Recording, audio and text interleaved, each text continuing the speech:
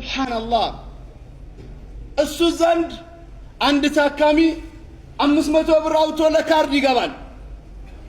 ጥሩ ነው ይገባል። ከዛ በሽታውን ሲነግረው ምናምን በ40 ብር በ50 ብር ፓራስታሞል በ40 ብር በ50 ብር ምንድነው አሞክሳሲሊን የሚድን በሽታ እንደሆነ ገና ሲነግረው ያውቋል።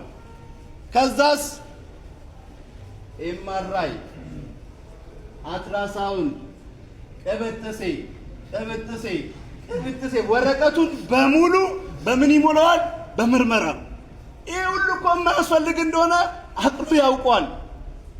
ከዛ በኋላ ልክ እዛ ሪቪሴሽን ይድሏል። ከዛ ልክ ሲያስሄዶ አሁንማ ገና ሰውየው ከዛ እግሩ ሳይወጣ ሂሳቡ እዚህ በኮምፒውተር መጥቶ ከዛ በኋላ ካርድ ክፍሉ 30,000 40,000 ይላል። ላኢላሃ ኢላላህ። ሹፍ ይህ እኮ አማናን አለመወጣት እኮ ነው። አላህ ዒልምን ለምን ልነሰጠ? አላህ ለምን አስበለጠ? ከሌሎች ሰዎች ለምን መረጠ? ልታስተውል ይገባል።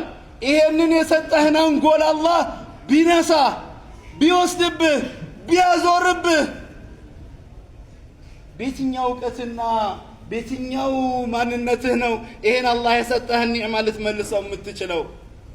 ኺያና ሱቅ ውሰድ፣ ነጋዴ መርካቶ፣ አጎቱ አክስቱ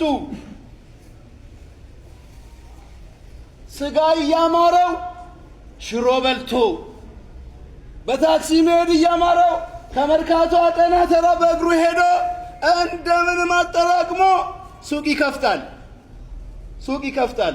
ከዛስ የእህቴ ልጅ የወንድሜ ልጅ ምናምን የሰፈር ልጅ ብሎ አምጥቶ እሱ ለፍቶ ከመቀመጫው ነጭ ላብ ጠብ እስኪል ድረስ ደክሞ እግሩ ተቃጥሎ የ2 ብር በረባንሶ ሲያልቅበት ሌላ የ2 ብር በረባንሶ ላለመግዛት ያቺኑ በረባንሶ በኮረኮንች ሚስማር አስመትቶ እግሩ እዚህ መስቀምንትን 4 መንታ ሰርቶ እንደዛ ባጠራቀመው ገንዘብ ላይ አምጥቶ ዘመዱን ያስቀምጣል። ከዛስ ልክ ሱቅ ከገባበት ቀን ጀምሮ ምን ያደርጋል? የቆርቆሮ ጣሳ ይገዛና ሽንት ቤት ይደብቃል።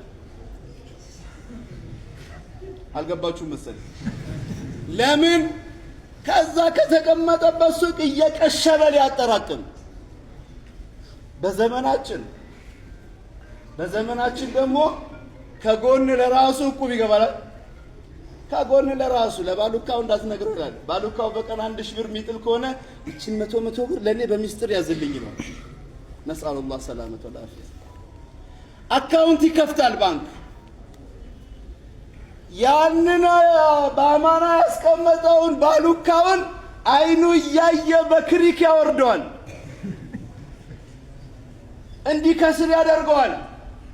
ከዛስ ያ የተከራየው የነበረው ባሉካው እንደማይቀጥል ሲያውቅ በጎን ሄዶ ከባለቤቶቹ ጋር ይሞዳሞዳል። በቃ እሱ ከለቀቀውን ይገባበታል ይላል። ላኢላሃ ኢላላህ።